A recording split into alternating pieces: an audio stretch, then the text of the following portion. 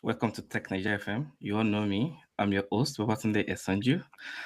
Today we are going to be talking about real conversation with builders, not just talkers. Someone that has built a system currently being used as of now. Today's episode is titled "From Prompt to Production: What it really takes to ship AI system." All of us are building AI power this, AI power that. What are the real things that we need to do from prompt to production? There is a lot of noise around AI right now, and everyone is building. You have demos, prompts, and launching quick tools, right? Even personally, I'm building something that I'm leveraging on AI now. But the real challenge is not getting something to work.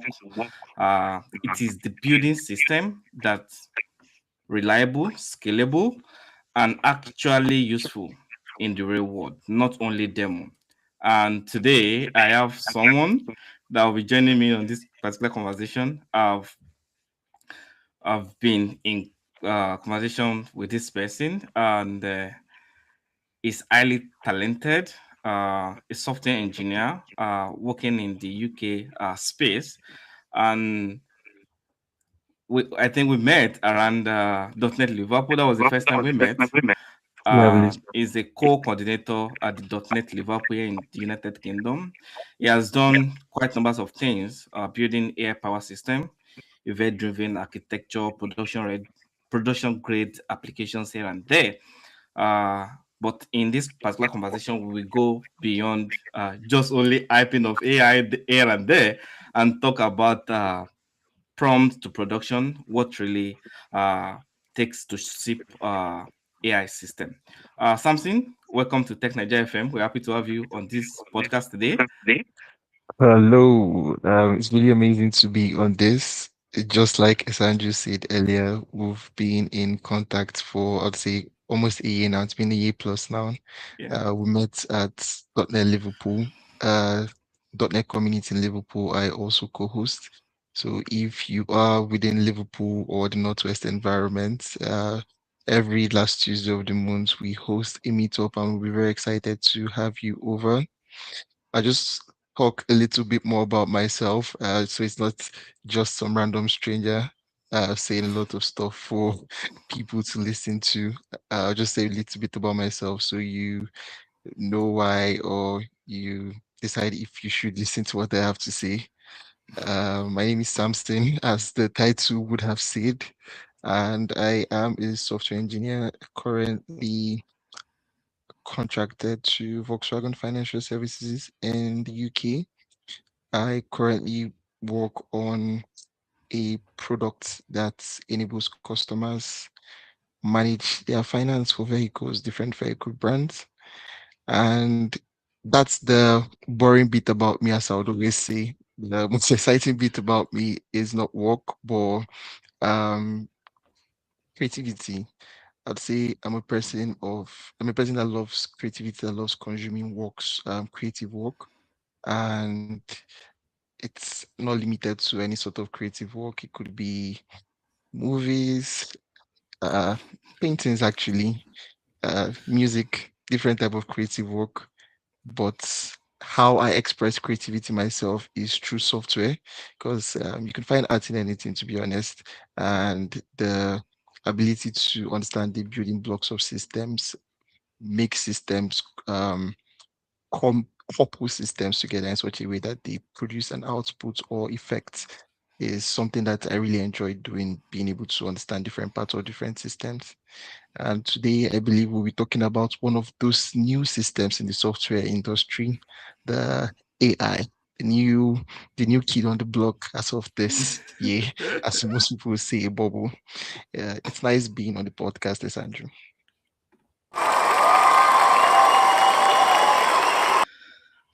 Thank you so much, Samson, for that simple. I'll call it simple message. I'll call it simple. Thank you so much. I know the actual work you and other co-hosts are actually doing, especially in the tech industry, uh, Northwest, Liverpool to be precise. I've gained a lot of things there. I've also had like a lightning talk over there, so I know what you guys are doing over there. It's actually a good one. So let's dive deep into the topic for today, which happens to be what it really takes to shape AI system. I just have it's going to be more of conversation because the way you've done AI to develop a lot of things to build on top of AI, like one of your applications, which happens to be AI service system. But when does an AI idea stop being a demo? Because we have seen a lot of demo applications regarding AI because people want to see like MVP, right? They want to do something regarding AI, right? So, but when does an AI idea, right, being a demo become a real product? Because you've done it. So that's one of the questions that I just have to ask you today. So I'd say I would make a difference between when AI becomes a demo and when a software product becomes a demo. Something I am an avid feature of is software being a support of business, of a business use case and idea. And I would say it's the same situation with AI. When you stop thinking about a product as this is an AI product to thinking of a product as this is a productivity tool that enables people, uh, office staff, cut down working hours by 3 hours. And then when that product is being used by actual users that get that benefit from it, that's what takes a product from a demo to an actual product. You get users, the product services, a concern of those users. It basically provides value to those users. That value doesn't have to be time saving, doesn't have to be specific to users. Actually, it might actually be a business process that is not user involved, might be factory optimization, etc. But that second where it becomes actually being used, the short software is actually being used, and the software is not focused on the technology, but actually the business is being used. That's when it goes from being a demo to a sellable product. Because as you said, once you're selling Okay. it, it's a product. You're selling it. Yeah, that's true. That's true. Once is a product and you're able to sell it. So the other thing, right? In this space now, which is fast growing, AI is everywhere. Um, how do you decide if a problem truly needs AI instead of just a good engineering? Because you see this particular idea, something AI, you see that particular something AI. If we don't have AI, won't this particular idea comes up? Are you not going to develop this particular idea? But a lot of things are just going into AI this, AI that, AI that. So how do you decide if a problem truly needs AI instead of just good engineering, right? I'll say one thing. The whole market demands AI now, and when people need something, you basically slap it onto your product because you're selling a product and you're trying to slap on a nice wrapper on top of it so people can use it. So if your investors do say we need AI, I'd advise you do something AI, even if there's no AI, slap on AI onto it. But deciding when a use case needs actual AI, I would say I'll bring up context from something a friend of mine says, Akio Odoko. It's about the scope, the context within which you're using the product. It's not just AI, it's software in general, where you decide a solution might be fit for purpose or not. I'd give an example. You try to make a solution that makes recommendations for people. Um, Basically recommendation based on situation, any sort of like recommendation, and you try. There are different solutions for recommendations or classifications of groups. Say you're building a social media app and you're trying to classify different types of groups. You're trying to identify different types of groups of users that use the application, and then you attempt or decide the solution because they are LLMs. So when we say AI, it's a very broad field, but because Yeah, they it's are very broad. LLMs, yeah, you decide, oh, there are LLMs here. I'm just going to feed in 1,000 user information to an LLM and tell it to tell me the different groups in here and group all those users individually. So 1 month down the line, you've done this and you have very undeterministic results of the types of groups of users your company has, and you go through an internal audit or an external audit with your shareholders or a government body asking you what were the determining factors, what made you decide that this particular group of people were in this type, belong to this particular group, or you even have repeating customers that you have to keep grouping. What makes you decide deterministically that this type of customers are accurately being grouped into here? You see, at this point in time, there's a disconnect in the solution you have decided to use for a problem. You are using Yeah. a solution that is not fit for the purpose of the problem. So I'd say that's where you start making your decisions for including AI in a product. It's not just about including AI, it's also the type of AI, because AI is broad. AI is not just LLMs. A lot of people associate AI with LLMs because of the wide success of ChatGPT, but AI is basically machine learning, classification models, etc., etc. That is AI. That is the artificial intelligence scope at large.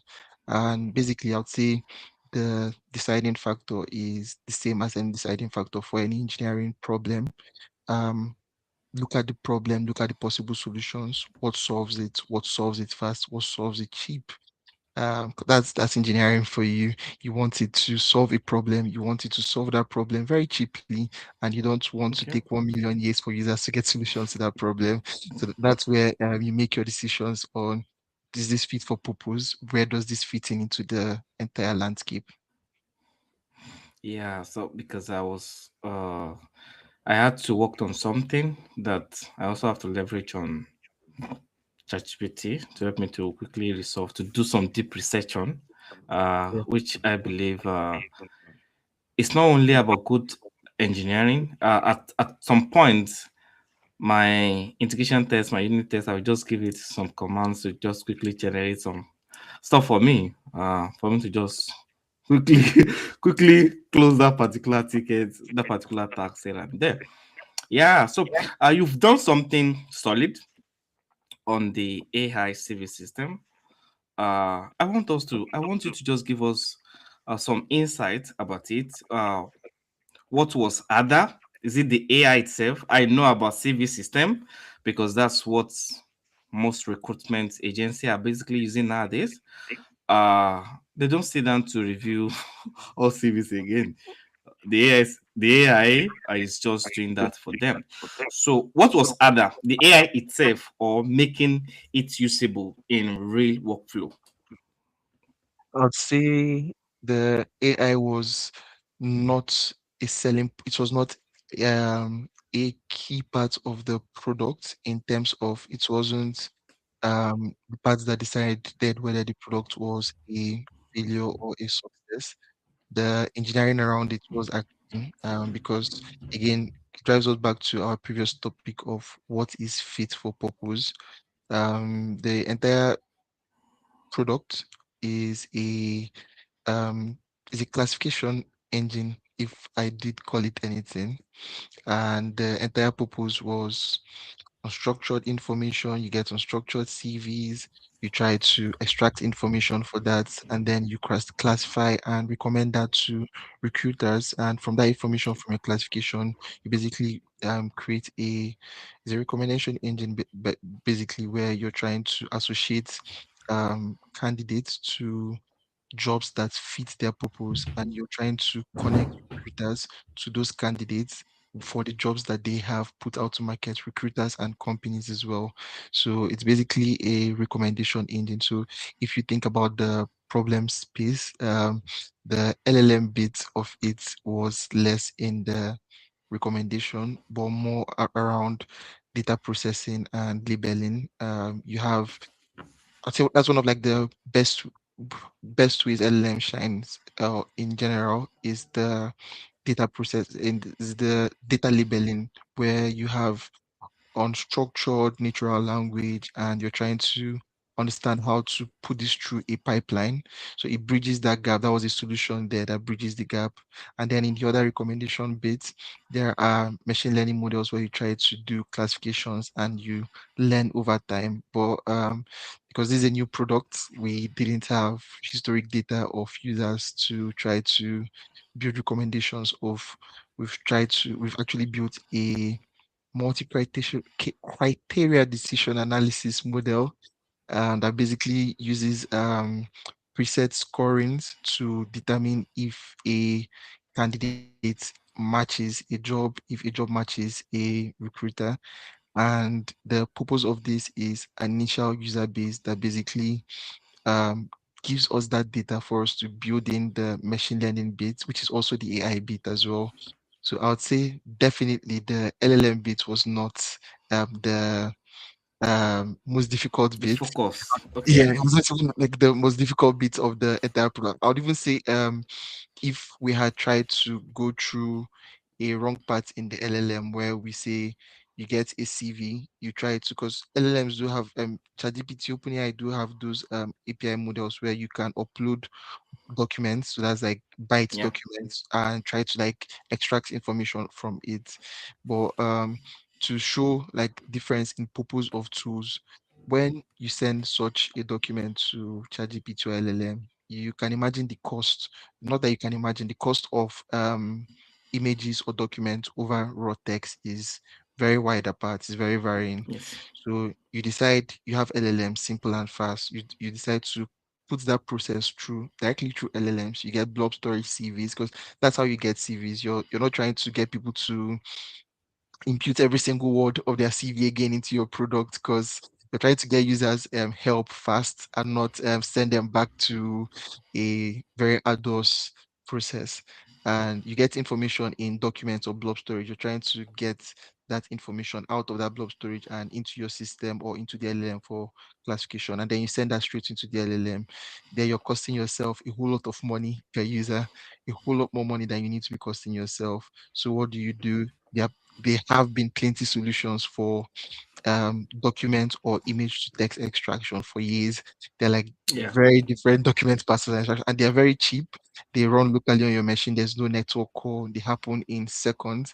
You're not waiting minutes for an LLM to decide to do all the entire work that does on it, and your cost for that entire process basically reduces by hundreds of folds. So yeah, I'd say the engineering bit, thinking about the solution and what thinking about the problem and what type of solutions fit that problem is the most challenging bit. Yeah. So you actually mentioned something that will lead me to another question about Yeah, yeah. cost. Most people are using ChatGPT, cloud here and there. Subscription in a month, that's fine. But they don't actually know the core cost implication of that particular stuff. You actually buy tokens here and there. But so my question is just a lot of people ignore cost when building AI. At what point does cost become a serious concern from what you mentioned just now? I'd say from before you decide to even put any sort of LLM probability in an application, you should be thinking of cost. You should be thinking of the parts, the data parts that leads to that LLM, the scale or possibility, or rather the range of data that goes to that LLM, what it would cost you to perform that action. So whatever part of the application, because basically it's a part of an application. It is not an entire application. It Yeah, performs different tasks at different places. So whatever part of the application that you decide needs an LLM solution, you need to, from the get-go, estimate what type of costs that would be and if there is a cheaper solution. And apart from estimating costs, because sometimes obviously you can't estimate costs, products grow at different stages. Something that is important I have learned recently is visibility. Visibility at the start, being able to trace costs so that you learn that data in real time. You know what is costing you what and where that money is coming out from. Because you can have visibility from your LLM provider where they tell you spent etc in a month, or you don't know which Okay. part of your product or processes cost that much. So something out there that is very important is visibility and knowing the parts or the data parts that LLM has been integrated in your application from the beginning. Okay. I think with that, that might lead me to uh, it's actually uh, not going to be part of this conversation because Okay. from observability and the likes, you can actually see what and what are actually using a whole lot of things regarding the LLM AI conversation. But most people nowadays, right? Uh, and I'm going to use my myself as an example. I'm building system which is AI powered, right? And leveraging on AI to do some stuff for me. So I see myself as building something like AI wrapper to just I'm building that my idea around AI. So there are many AI wrappers today. So my question to you now is because you've done something regarding AI, in your own opinion, separate AI product from how can we separate AI product right from actual wrapper, right? How can we separate a real product from actual wrapper? I would say two things. Number one is I don't. I'm very happy you said opinion because software is very opinionated. So most of what I say, I Yes. like my opinion. I'd say Yes.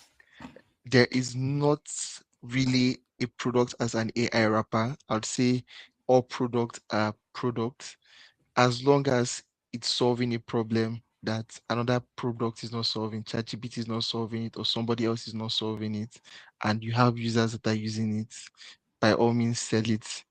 That's the key thing for me. As long as a product is solving a problem, you cannot call it a wrapper. Kuzo, it's a code generation tool. It's a wrapper over um, VS Code, which is another IDE, and Yeah. some LLMs. And that's basically what it is, a wrapper. You're not trying to build everything from scratch, to own everything from scratch, because you don't even have the money or the resources to do that most of the time.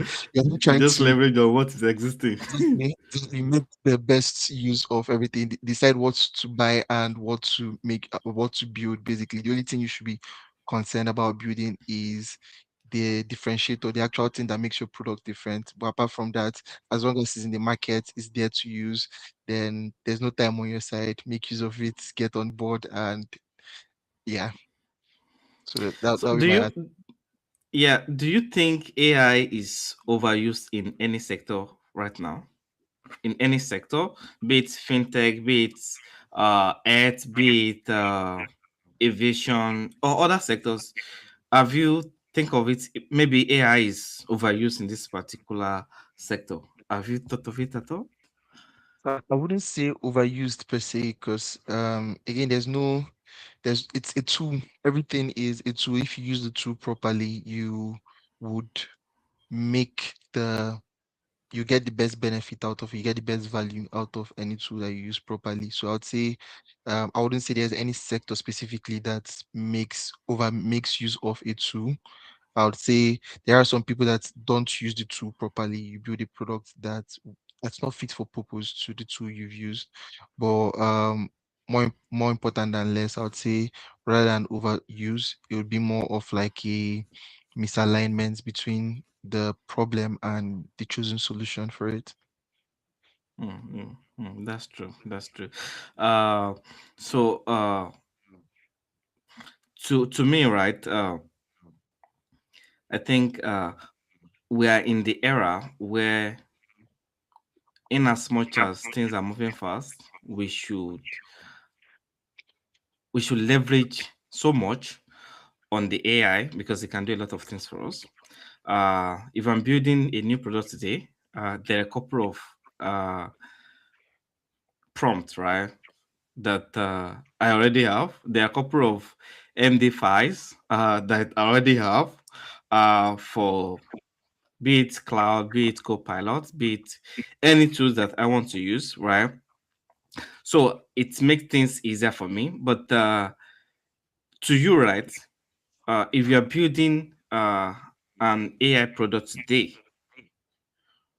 what will you do differently from day one? Um, I'd say decide if I'm building an AI product or just a product. AI If I'm product building today. AI a product. so the first thing I'll do is redesign, and during my design, think about the problem and decide if AI is the solution or if AI is just a word I want to use so that investors can pay for the application. But no, actually, to be more serious, yeah, let's say visibility, number one. First of all, is obviously deciding if AI is the right fit for that product. The second one would be visibility. I can't stress on how important visibility is. This is something I've learned recently. Visibility, understanding what decisions, what basically what conditions led to a decision, what conditions led to an output, being able to always have visibility on that, and an audit trail. That's still visibility, basically an audit trail on how the product behaves, being able to design that from the get-go rather than trying to attach it after on. So I'll say that those are like the major things I have learned so far. Mm, mm. That's true. Feasibility. Yeah. Uh,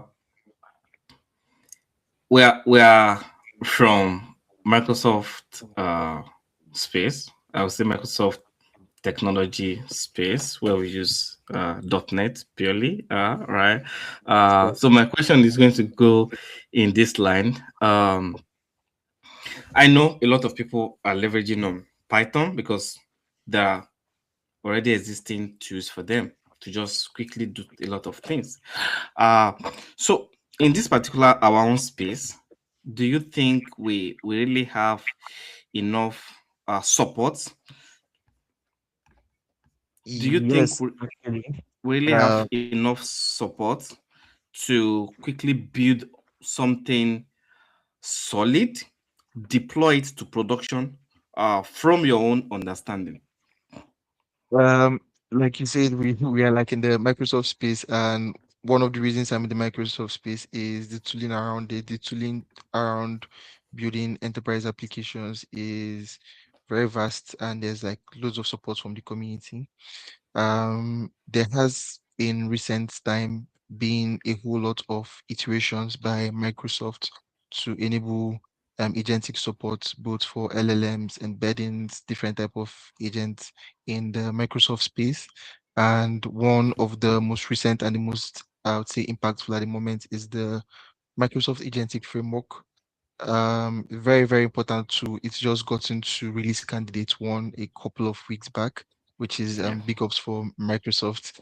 Um, the support for integrating within your existing application, telemetry, that's visibility, dependency injection, tooling, the whole MCP protocol, etc., dang, whatever range you call it.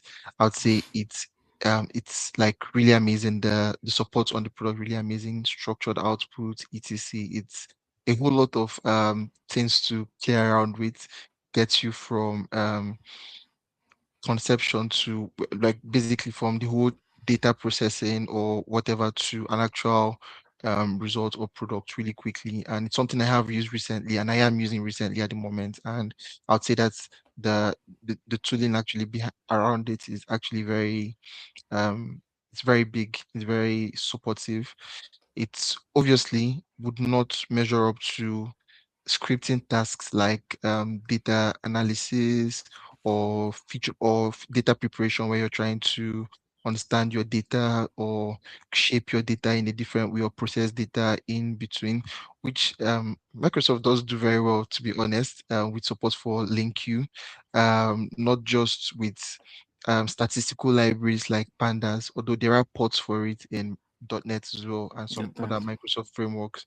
But if you are a um, data analytic, which is also part of AI, the AI space anyway, or a machine learning engineer trying to prepare data, and the tools you have in hand are scripting language tools, Microsoft Python tools that already have statistical libraries that let you do those things.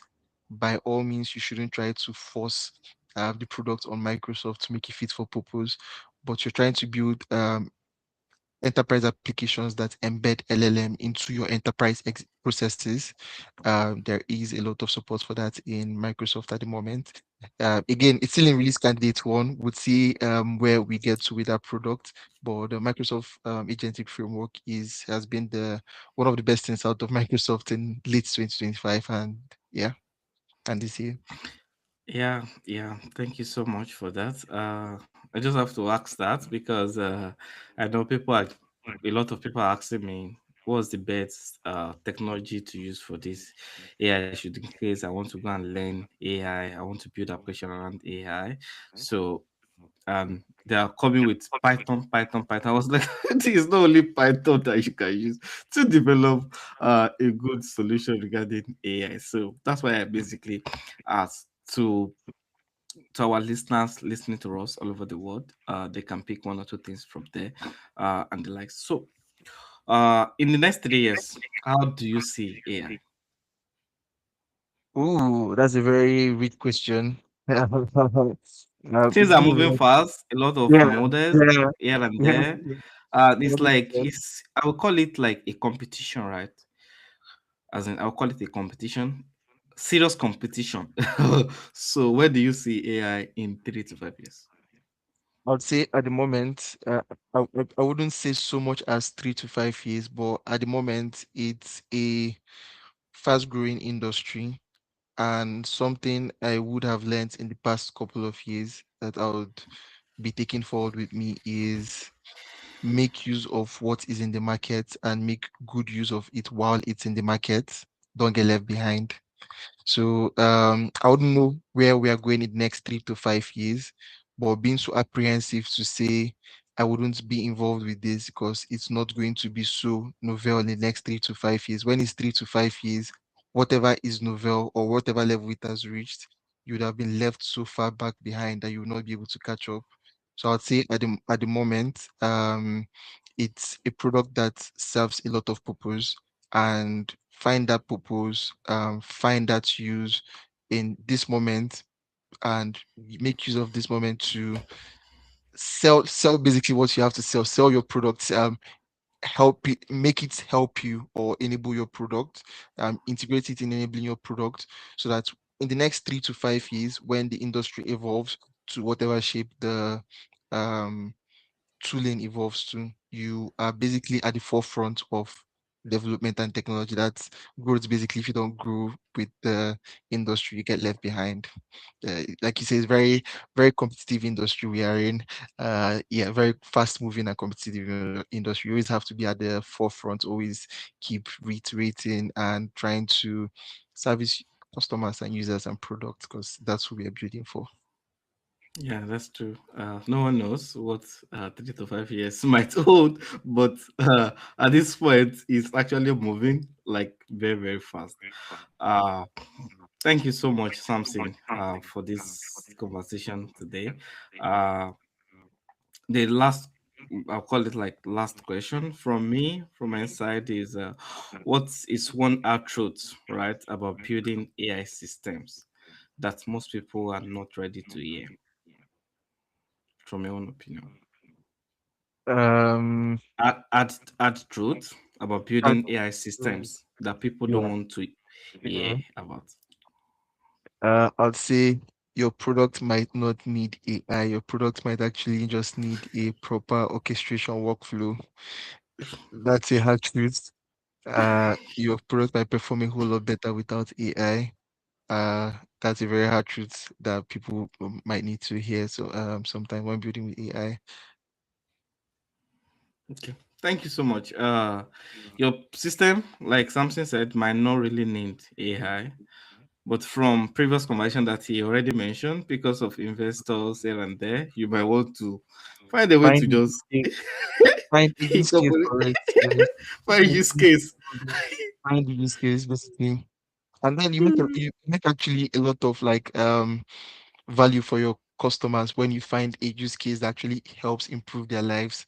So it's different between not having a use case and then you try to force it on a space where it's not fit for purpose than actually finding a place in your problem space that actually solves a problem. So yeah, I would say find a use case. That's the hard truth. Either find a use case and use the AI or but don't try to force it when there's no use case. Mm, mm. And I think when you mention something now, something drop right. So some of this system that we're building that doesn't have AI incorporated, do you think they can stand the test of time? Oh, I'd say one, two things first. First thing is there are a whole lot of products that basically service customers today that were built in the 1990s and with the technologies that people seem to have left behind, and they still stand the test of time because of proper engineering. So what will never be left behind is proper engineering. If your product again serves a purpose, serves value, it would not be left behind. What gets left behind is a product that doesn't serve value. So you can always improve on how you serve that value. But if you don't have a value behind it, then there's no further improvement to go. Yeah, thank you so much. It has been a wonderful conversation this evening. Same Uh, here. one one last thing from you to our audience, that we keep our audience pushing more into this AI, knowing more, learning more about all this AI here and there. I just want you to say one thing, right? Then we can call it a wrap for this particular episode today. Yes. So my last tidbit is there are a lot of tools right now in the market. Make sure you get yourself very familiar with them because you wouldn't even know that there's a problem that a tool can solve if you don't understand the tool itself. So get very familiar with the tool, get very familiar with the tooling, get very familiar with the technology, then look at the problems that you're currently facing. Thank you so much, Samson, for sharing your experience and insight with us today. To our listeners watching us, listening to us all over the world, thank you for joining us today on Tech Nigeria FM. I know you'll have picked one or two things from this particular conversation. Keep building, keep innovating. AI is there for you to help you in whatever you are doing. Leverage on it as much as possible. Don't be left behind. In the next 1 month, 2 months, we don't even know what will come up again. So don't be left behind. Start learning. So engineers here and there that are using AI, use it very well and be careful. Do not like one of my guests mentioned. Just be aware. Do not post your app settings inside ChatGPT because your life key might be there, and that means your copilot or whatsoever you are using, you just keep it, and that's the end of it. So keep building, keep innovating, you keep using AI. Thank you so much, Samson. Thank you to all our listeners. Until next time, keep building. Thank you so much, everyone. Yeah, bye for now. I know.